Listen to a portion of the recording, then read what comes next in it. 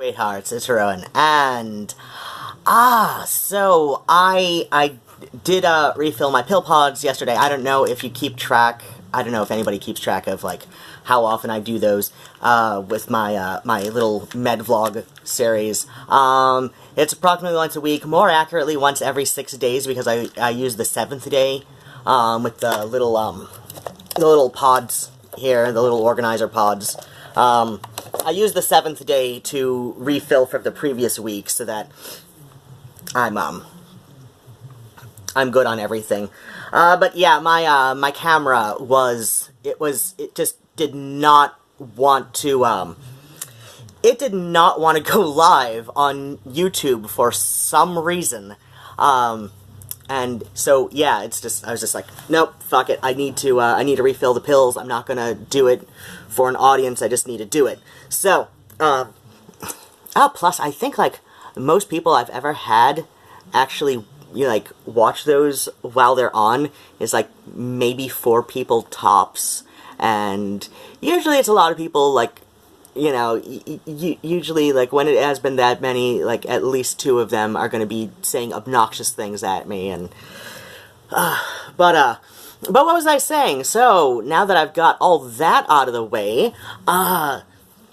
you may notice over the next, few videos, couple of which, well, actually, like, one is partially scripted. I just need to film it, and then I need to do the Breeding Discontent, because I finished that book last night, and I'm starting up on the Hinama.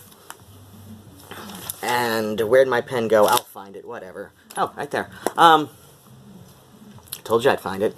So you may notice over the next several weeks something about my hair. Now, I'm not seriously losing it or anything. I'm not going to cut it, but there is potential for change. And I noticed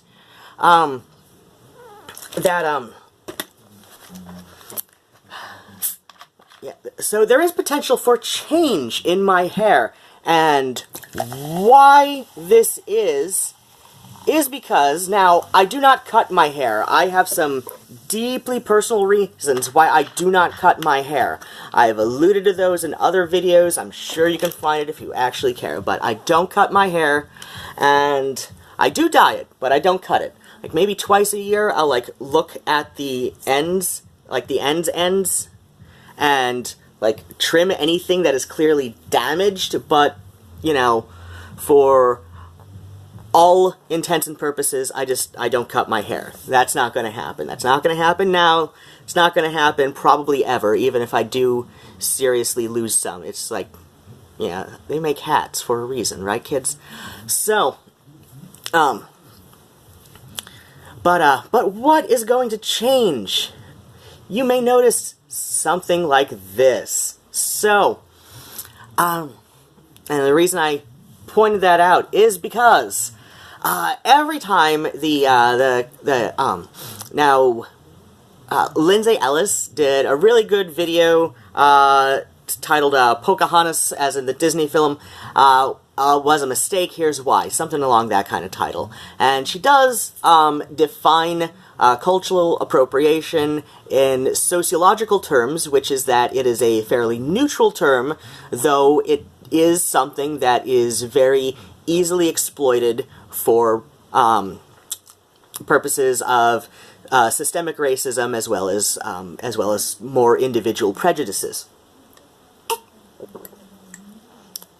And usually when the topic of cultural appropriation comes up, specifically with regards to hair, it's usually springboarded from the whole, like, white kids with dreadlocks sort of thing. And people tend to rightly point out on the anti-white boy dreadlock side that, and they're only mostly correct, because it boils down to hair type. It boils down to hair type, whether or not one's hair will, naturally lock up like that.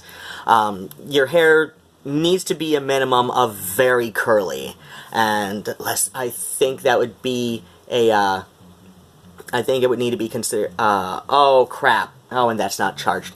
So it would need to be considered, so let's see, my hair is, numeral 1,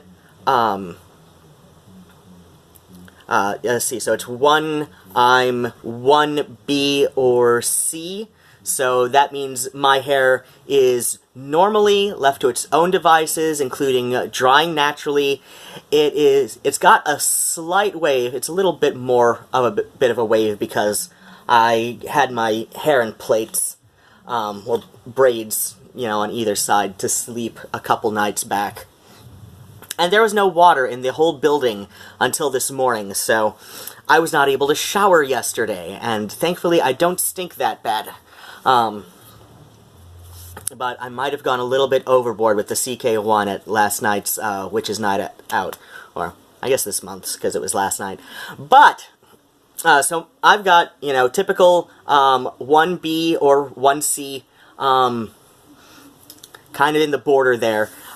So there's first the numerals with typing somebody's hair. The numerals, basically say that it's, you know, either straight, 2 is, so 1 is straight hair, and you can either have it A, very straight, like, very, very pin straight, 1B, which is a very slight body wave to it, or 1C, which is a little bit more wavy, like you've got a couple, you know, crisp body waves, you know, that will naturally form, but it's still far more straight than wavy to look at it.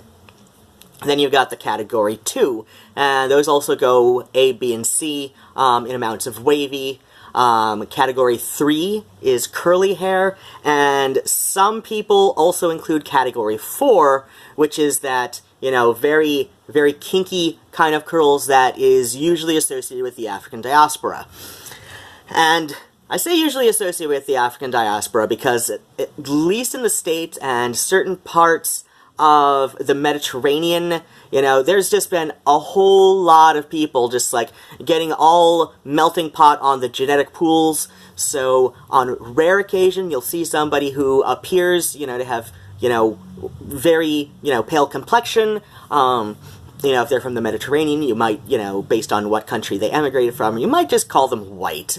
You know, in the U.S., unless somebody knows there's that throwback, you know, in the gene pool from whatever situations, you know, they're probably just going to assume that they're regular white people, especially if both their parents are. And so, yeah, you know, like, it's so, whether or not your hair locks up into dreads naturally is less about ethnicity than it is about hair type. People with, with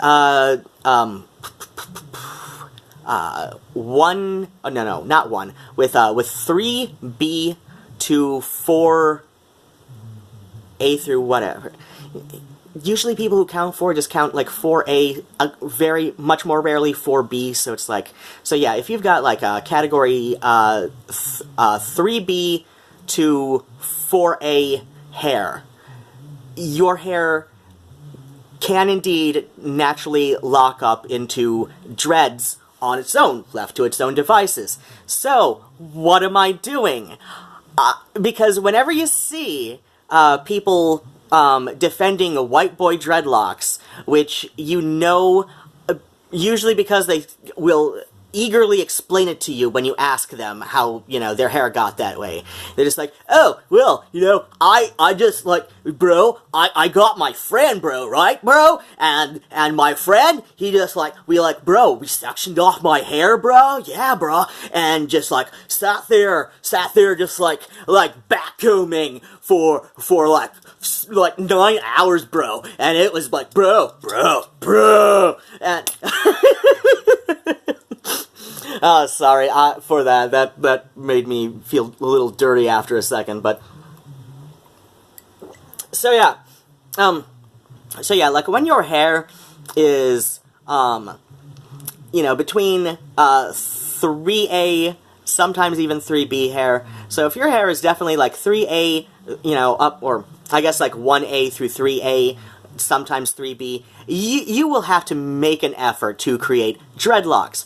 Oh, but bro, what about Vikings, right, bro? Bro, Vikings got dreads, bro. Like, okay, first off, I've been involved in the polytheist community for the area of 15 years. I've been especially involved with people on the Reconstructionist end, which means that,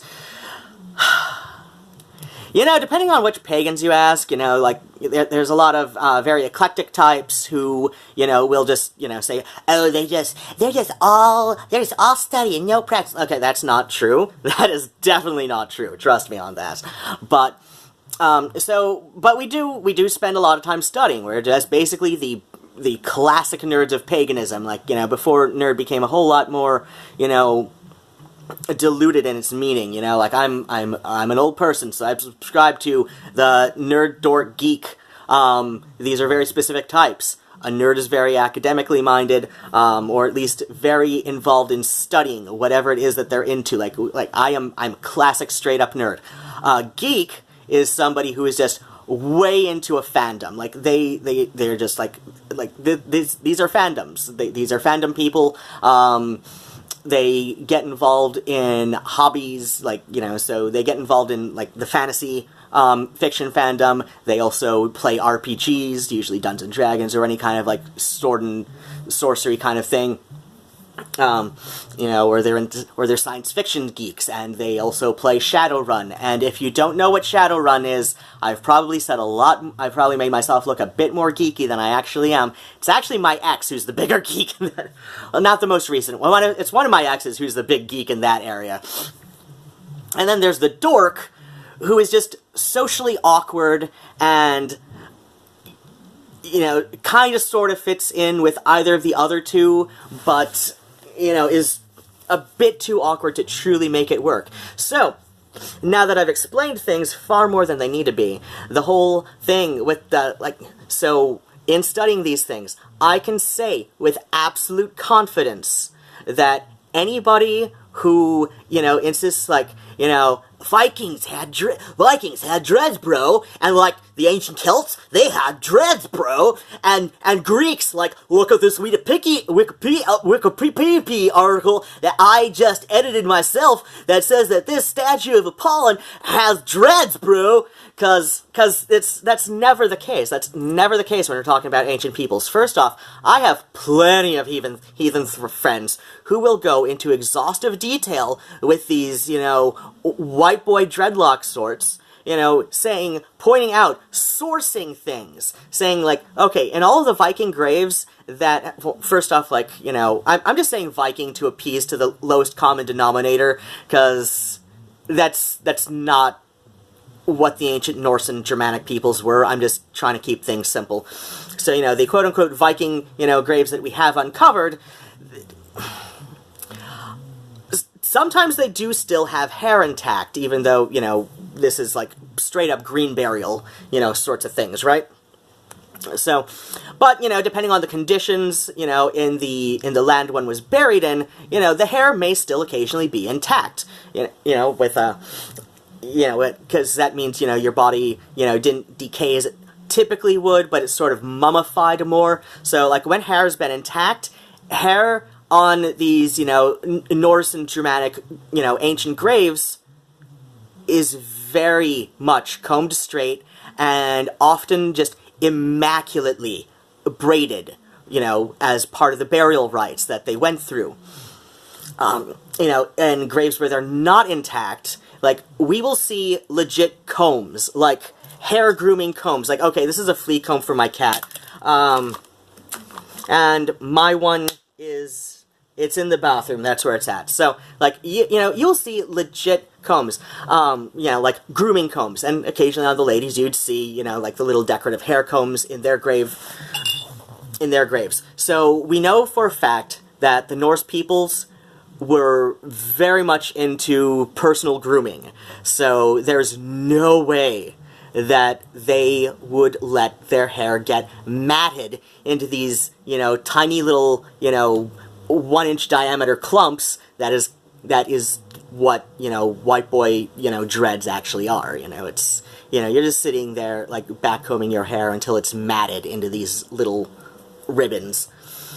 Oh, but bro, like Caesar wrote about the Celts with the snakes in their hair, and that was dreads, bro. No. We have enough bog bodies to know, like, we have enough bog bodies that, you know, for some combination of, you know, a ritual, you know, sort of thing. I'm not even gonna, like, explain too much about the, you know... So we have enough bog bodies. Some that, you know, were clearly intentional. Some that were, you know... Some that were likely an accident. And also, the same thing goes as with the, you know, Norse graves. You know, we have enough in the British Isles through the Brittany region of France, you know, which were, like, the last of the Celtic settlements. And that's not even counting the, you know, the pre-Roman settlements. So we have enough of those bodies uncovered that we can say, no. Like, the whole, like, snakes in the hair, that was braiding. That was braids. Like, like, you know, my ancient peoples, as you can tell from my name, you know, we had the, you know, long braids that were kept as immaculate as humanly possible, given the conditions that, you know, people lived in back then. And this goes double for the Greeks as well. Like, you know, that I know about the fucking Koro statue on that article, and I've edited it out so many times that at some point I just, like, you know, I just gave up, because it wasn't gonna, you know, some asshole who's very dedicated to this, you know, this mythology that they have created for themselves, that ancient people, ancient European people had dreadlocks, bro. You know, it's like, clearly somebody is dedicated enough to revoke my edits every single time. And not just my edits, but, like, other people's edits, because, you know, we spend a lot of time studying this, and have spent a lot of time studying ancient peoples, and, you know, understand ancient people's grooming habits. You know, so yeah, you want to point to that Apollonian Koro statue in the Wikipedia article for dreadlocks? That's not dreads. That's not. That's braids. It is very clear, like, if you know how to read an ancient statue, that is clearly braiding. That is very clearly in, you know, like, braiding. Oh, but what about fairy locks, bro? You're a Celt, right? You're Irish, so you know about fairy locks, bro. Okay, so, okay, fairy locks is not dreads. That's not white boy dreads. Fairy locks, because you don't want the fairies to, you know, you don't want the fairies around you in traditional Irish fae lore. So, the whole notion of fairy locks, that's basically something that parents would tell kids to, you know, get them to bind their hair either in braids or just in a fat pigtail and back before going to bed. So, you know, because otherwise, you know, the fairies would match your hair and you'd wake up tangled, but, you know, when they messed with your hair while you slept, and, you know, so if you undo that, you know, you could offend a fairy who spent a lot of time on this, a lot of time messing with you. So you had to be very careful about how you unmatted your hair so as not to offend the fae. That's what fairy locks is. Fairy locks is pretty much what my hair is starting to do right here, right now. So, for the next, however long it takes for me to prove this point to people, I'm not brushing or combing my hair. You know, I might do a little bit of this just, like, subconsciously in the shower, but for the most part, I'm going to be keeping, I'm going to be, focusing on not doing that. So yeah, and I'm just doing this to prove a point to all the white people out there. Now, I did bring up the hair types, because a friend of mine, she's mostly Greek. She's mostly Greek, and I say mostly Greek because she has a great-grandfather, so her great-grandfather, so that would be her mother's grandfather, on one of her mother's sides. He was African, like, straight-up African, but living in Greece. And I've seen some pictures of him, and she has guessed as well as I have guessed, because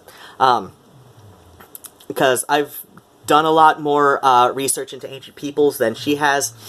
Also, like, the thing with the ancient Egyptians, what about their dreadlocks, bro? That's again, like, more often than not, the ancient Egyptians would just straight up shave their heads and put on wigs. Wigs that were often braided. It's not dreads, trust me.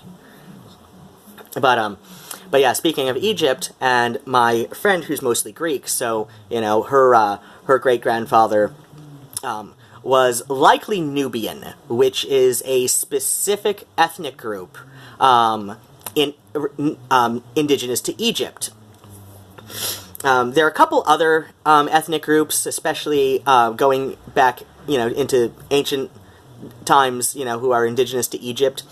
But yeah, Nubians are, you know, are an ancient ethnic group indigenous to Egypt. You know, we've known about the Nubians, and like we, as in like Western world culture, has known about Nubians pretty much since we've known about Egypt. So yeah, he's likely Nubian, and you know, she and her sister both have 3B hair, and her sister has converted to Hare Krishna, so she just kind of lets her hair dread because a lot of white people who, you know, who convert to Hare Krishna, like, they'll sit there and do the little white boy hipster kind of thing to, you know, to get their dreads, but you know, you do see periodically people from the Indian subcontinent who are involved in various Hindu sects, of which Hare Krishna is one of them. So yeah, you'll see enough of the little, you know, a little of the more out there-ish sects of Hinduism, you know, where they've got the locked hair or dreads. So yeah, my friend, so her sister just lets her hair do that naturally, and it does that naturally because of the hair type she has that, you know, is, you know, particular to her genetic pool, you know, from her parents. My friend says that, you know, if she didn't put her hair in braids, like, every night, you know, she would wake up with hair, like, halfway to her sister's. And I can believe that, because I've seen pictures of her sister's before her sister let her hair just, you know, like, lock like it does, and you know, it's like, you know, they have the same hair, I believe, for every minute that, you know, it took very minimal effort for that to happen in your sister's hair. So, yeah, so it's not about, so it's less about ethnicity than it is about hair type. So, yeah, like my friend and her sister, they are Greek, they are very much, assumed white by the average American, though, there is a whole lot to unpack with Greek ethnicities, especially in Europe, but for the most part, in certain parts of the U.S., it's white enough. You know, if you're Greek, you're white enough. If only because of the influence that Greeks have had on Western cultures since basically forever. So yeah, you know, like, it is about hair type. It is more about hair type than it is about ethnic group, and so yeah, I'm just, like I said, I'm going to just let my hair get as tangled as it wants to until either A, I've proven my point, or B, I feel sick of it. Now, what am I going to do? So, I'm not going to comb my hair or brush it, that's been established.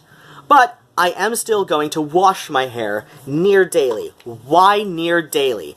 Because I do experience some fallout that is stress-related, so I take a medication for that, which I apply in the bathroom, typically before I go to bed, and I'm not getting up to go to the bathroom right now. And I also have my psoriasis medication, which is applied daily. So these are both topical serums, and the buildup, like, it feels physically disgusting on me if I skip a shower even once, which is why I really need to get in the shower after this. In fact, I've been accused of being naked so many times for my bed vlogs, but I'm actually wearing, you know, either my pajama pants or, at the very least, unders.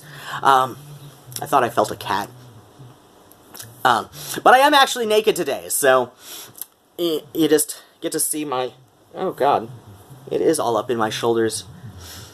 You know what that means.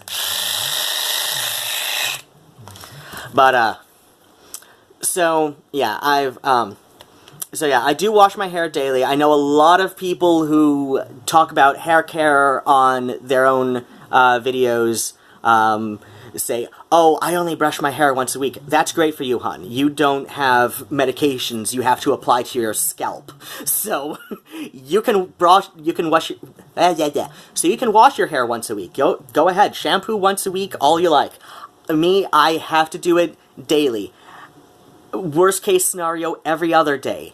And yesterday was a worst case scenario. There was physically no water coming out of any of the pipes in this building because and this went well into the night too because the city figured, oh well, it's 5 o'clock. Guess we got to get home now and brutalize and not brutalize.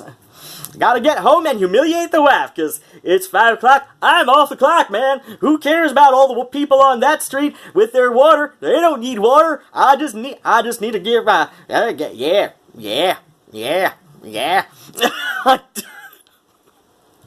I'm sorry. I'm cracking myself up, and it's ridiculous. But, so I'm going to get in the shower in a bit, and, I will give a weekly update approximately every Wednesday, maybe on a Tuesday, maybe on a Thursday.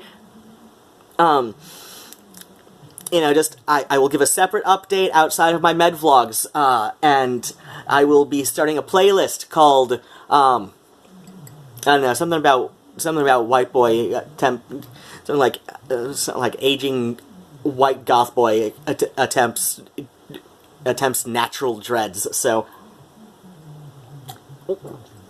Yeah, that's a good one. You'll find it. You'll find it. I trust your intelligence just enough to think you'll find it.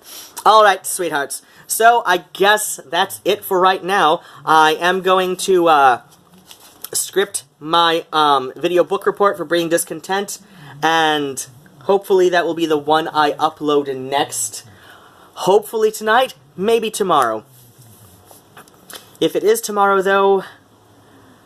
I'm gonna feel kind of bad about myself, like I couldn't accomplish something in a time frame. Oh well, I've got a whole lot of crap I gotta do today, including the shower. Oh crap. Oh, well, not going to the post office then. Thought I was gonna... I can go tomorrow after the guy with, I got a regional, Medicaid advocate coming tomorrow, so we can figure out what the hell is going on with getting my dental coverage back. But, oh, that's not the one that needs to be refilled. This is the one that needs to be refilled. Because this is the amphetamine for the ADHD, so I gotta go to that doctor's office today. Crap. I need to call and make sure I can go to that doctor's office today, and... it's only about 4:25, so I should have just enough time to shower and get in there just before the end of it. And then, what do? I don't know. Alright. Bats and kisses, sweethearts, and I love you all so very much, and please pray for my hair, because when I get around to finally combing it out after whatever the hell long it takes for me to, you know, feel like I've proven that this is about hair type and not about ethnicity. Because it is. It is. It's not... It's less about ethnicity and culture than it is about hair type. And, but that does also mean that culture plays into it. If you want to have a conversation with me about this in the comments, you are welcome to. I will also be more than happy to find various papers that prove everything I'm saying about ancient hair care, especially with the Celts and the Norse Germanics. Even though that's not my area of, that's not really my area of expertise as far as ancient peoples goes. I was more involved with the Hellenic polytheists, But, you know, you see far less people using ancient Greece to justify, oh, well, I should just get dreads, bro, cause white people get dreads, bro. But yeah, so yeah, I see Greeks coming up a whole lot less as often as justification for, you know, white boy dreads. So yeah, like the Celts and the Norse Germanics, those are where you're going to get the more solid information, or at least that's the more important thing for me to get solid information out there for, because, you know, there are a lot of misconceptions among people who want to justify this. And, you know, at the very best, it's based on bad secondhand history. Though, when I thoroughly explain it to people with sources and everything, at least half the time, they still come back at me like, you know, oh, well, I don't care. I don't care. You're just wrong. You're just wrong about this. You're just wrong about this, bro. You know, as if, like, you know, me pointing out that, like, no, here's something from somebody with a doctorate telling the world through this scholastic journal that no, you're wrong. So, you know, like, people don't, you know, go deep into debt to be idiots, so. You're called an expert for a reason, right? Right, bro? Right, bro? You're an expert, right, bro? Gotta be a reason for that. So yeah, I'm, oh god, now that I'm done humiliating myself with that voice, which is not at all, which is not at all what my, you know, quote-unquote natural voice sounded like before I, started, forming the Mid-Atlantic accent that I've become very accustomed to doing for these videos. But yeah, I just I just sound very much like somebody who grew up in Metro Detroit. That's, you know, pre-Mid-Atlantic. It's just a Metro Detroit accent, which sounds not like this, bro. Sounds not like this, bro. I don't care what you think Kid Rock does. Kid Rock don't sound like this naturally, bro. No. He a rich boy from Romeo, bro. He don't sound like that. You don't sound like this naturally. You a little rich white boy from Romeo. So it's like out north of Detroit, like where all them rich people live. Yeah, like in Bloomfield Hills, bro. Like Rochester. Yeah, bro. Rich town there. He's a rich old white boy, born and bred. Alright, so I think I'm done. Gonna edit shit down now, and you take care of yourselves, sweethearts. Bats and kisses, and I love you, and goodbye. Oh god, that was revolting.